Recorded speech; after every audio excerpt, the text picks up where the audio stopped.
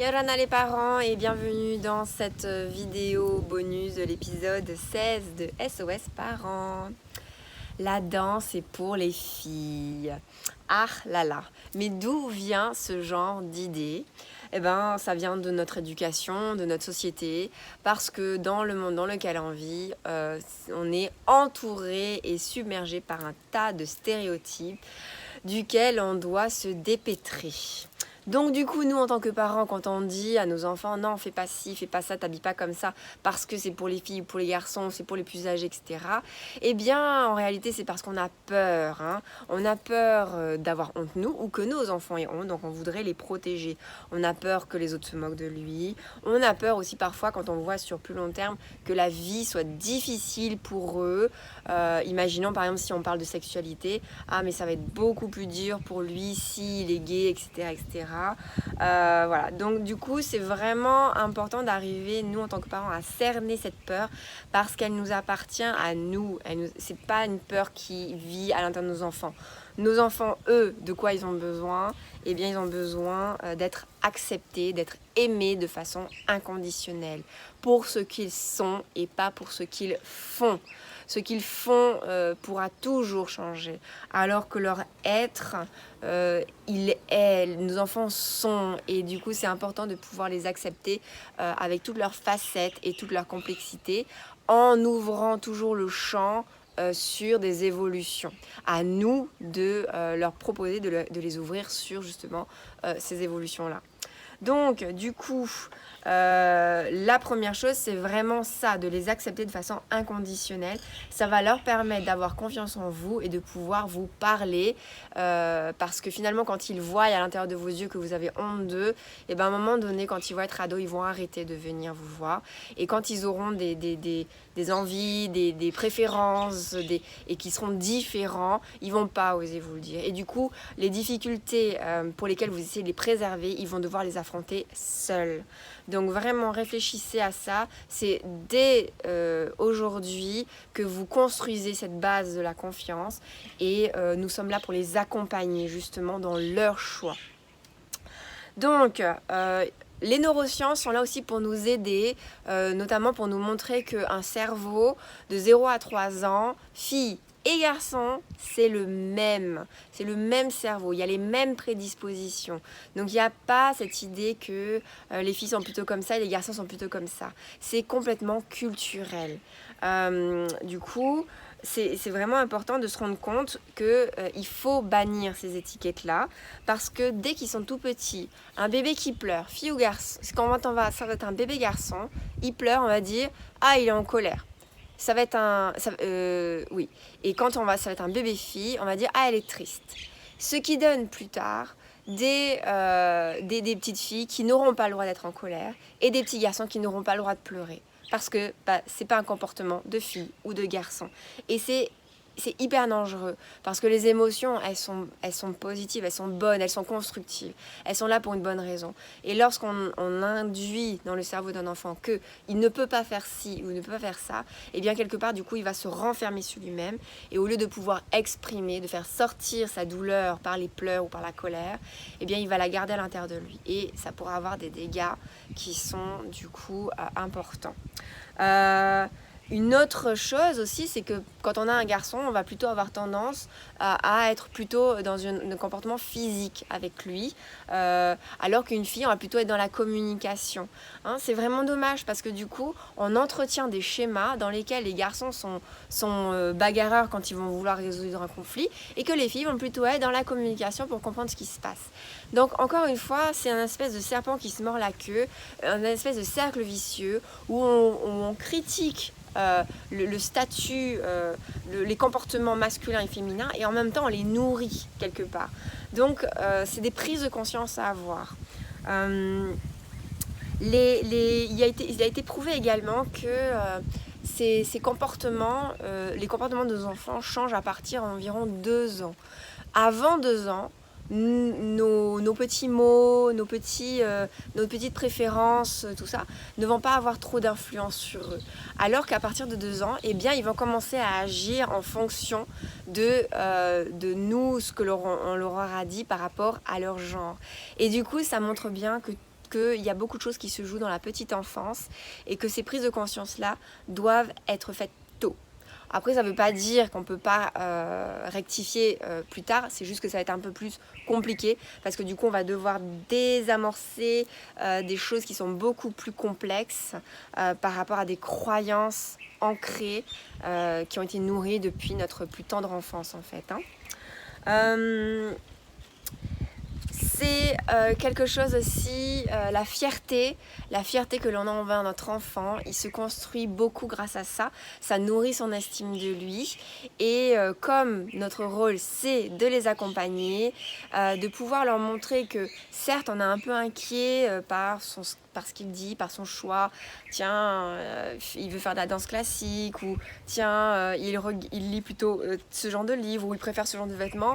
Bon, on peut lui dire que ça nous étonne et que ça nous inquiète un petit peu, mais c'est important d'aller justement ouvrir le dialogue et de pouvoir les rassurer sur le fait que, bon, moi je trouve ça un peu bizarre, j'ai pas l'habitude de ça, mais voilà, je te fais confiance, j'aimerais bien apprendre avec toi et voir ce que ça donne, quoi. Est-ce que les autres, du coup, comment vont réagir, etc.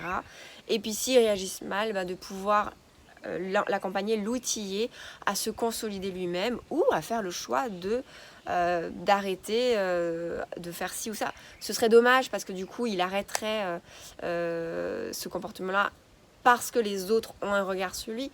Ce serait dommage, mais parfois ça peut aussi arriver pour se protéger. Il faut pouvoir faire la balance en fait. Ces stéréotypes-là, ils sont induits par des tas de facteurs, de portes que l'on a dans notre monde dans lequel on vit. Donc c'est important de prendre conscience de tout ça. Par exemple, au niveau des vêtements, il y a eu des études qui ont montré que les sous-vêtements de nos enfants, quand ils sont petits, eh bien très souvent, quand ils sont garçons, ça va être des sous-vêtements foncés, alors que quand elles sont des filles, ça va être des sous-vêtements clairs. Ça peut paraître anodin, mais si l'on cautionne et que donc nous parents, en tant que consommateurs, on va aller acheter ça, la petite culotte de fille blanche avec des dentelles et le petit boxeur de garçon avec le super-héros dessus, eh bien quelque part, on va inciter à ce que plus tard ce soit des adultes qui entrent dans un schéma et qui subissent ces stéréotypes-là aussi, parce que on est tous dans le même bateau en fait. Ce que nous on croit, malheureusement les autres aussi, et du coup c'est un cercle vicieux. Bref, par exemple, on va souvent dire que un garçon, s'il va voir ailleurs et à gauche, à droite, ah là là, c'est un chaud lapin, tout ça. Quand c'est une fille, ça va plutôt être une bip. Ok ? Donc du coup, ça montre bien à quel point des petites choses comme ce qu'on achète quand ils sont tout petits peut faire boule de neige. Et après, il y a des problèmes dans notre société qui sont vraiment gravissimes en termes de considération du statut de la femme, par exemple. Je ne vais pas détailler ici, ce serait tellement énorme. Mais en tout cas, retenez bien que ça commence vraiment dès la petite enfance par nous, ce que l'on cautionne en tant que parents. Donc, par rapport aux vêtements, aussi, habiller systématiquement les petites filles en rose, les garçons en bleu, on peut aussi proposer à nos filles du jaune, à nos garçons du vert, sans tomber non plus dans l'extrême. Si vous voulez pas habiller votre garçon en rose, ne le faites pas. Mais il y a des justes milieux, le violet, pourquoi ce serait que pour les filles? Ça peut être aussi tout à fait une couleur de garçon. Et si il a envie du rose, gardez vos peurs pour vous. Vous pouvez les exprimer, lui dire, mais en lui précisant bien que ça vous appartient. Les films que l'on leur montre, notamment les dessins animés, pareil, c'est très genré. Si la petite fille elle a envie de regarder quelque chose de plus garçon, pourquoi pas. Et il y a des programmes qui sont tout à fait neutres, c'est-à-dire, je sais pas moi, C'est pas sorcier, c'est ni fille ni garçon. La culture, les sciences et tout, c'est quelque chose qui peut convenir à tout le monde. Les livres, alors justement, les livres, voilà. Moi, par exemple, j'ai ce livre-là qu'on a emprunté à la bibliothèque. Donc, vous voyez que même moi, pour ma petite fille, quand elle choisit ce genre de choses-là, j'accepte. Parce qu'évidemment, on vit dans un monde qui... Par contre, du coup, je fais attention à que ce soit pas que des trucs de filles à l'intérieur, parce que justement à la fin il y a un petit garçon. Donc ça nous permet, une fois qu'on a lu ce livre, de pouvoir entamer la discussion avec elle. Ah là là, c'est cool qu'il y ait un garçon, qu'est-ce que t'en penses et tout, machin. Voilà, parce que de revenir du coup sur ce qu'ils voient, c'est vraiment important pour leur ouvrir le champ. Hein. Vu que ce qu'on leur propose dans la société, c'est quand même très cloisonné, hein, dans des petites jeux, dans des boîtes. Donc à nous de casser ces murs-là. Ensuite, vous avez des livres qui sont complètement sur le sujet pour casser les codes. Donc notamment sur celui-là que moi j'aime beaucoup, qui va dire par exemple quelque chose du genre oui alors si il veut pas que je joue au foot ou aux billes, est-ce que c'est parce que j'ai un sexe de fille? Est-ce qu'on joue au ballon et aux billes avec son zizi? Eh bien non. Et donc du coup, qu'est-ce qui se passe? Le petit garçon après accepte de jouer avec la fille aux billes. Et voilà, donc voilà, il y a vraiment des livres du coup qui sont vraiment aussi dédiés à ouvrir le champ.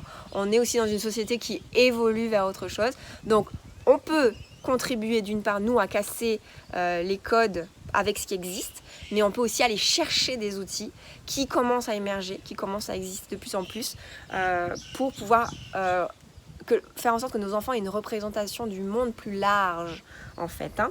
Ça va être aussi dans les jouets qu'on leur achète, les amis aussi qu'on invite à la maison, pourquoi les garçons devraient jouer qu'avec des garçons, et nous, parents, évidemment, habillons-nous, les papas habillons-les en rose, enfin non, qu'ils s'habillent en rose s'ils ont envie, nous, maman, habillons-nous en garçon si on veut, n'ayons pas peur, nous les femmes, d'aller réparer l'évier quand il est bouché, c'est pas forcément un truc de mec quoi. Après évidemment vu qu'on vit dans une société un peu comme ça, donc on risque de ne pas savoir, de ne pas s'en sentir capable, à nous d'aller chercher les outils, les personnes ressources pour pouvoir gagner en compétences et montrer à nos filles qu'on est capable. Donc moi j'ai envie de vous dire que finalement le meilleur guide qui pourra indiquer à nous et à nos enfants qu'est-ce qui est bon ou pas, et en fait ça va être nous-mêmes, notre cœur et nos élans naturels en fait. À partir du moment où ça va être une petite voix, une croyance, quelqu'un, il faut pas faire ci, il faut pas, mais non mais c'est bizarre et tout, qui va être de l'extérieur, ça indique qu'il y a un souci. Écoutez votre cœur, écoutez vos enfants, échangeons le monde en nous et pour eux. Nana.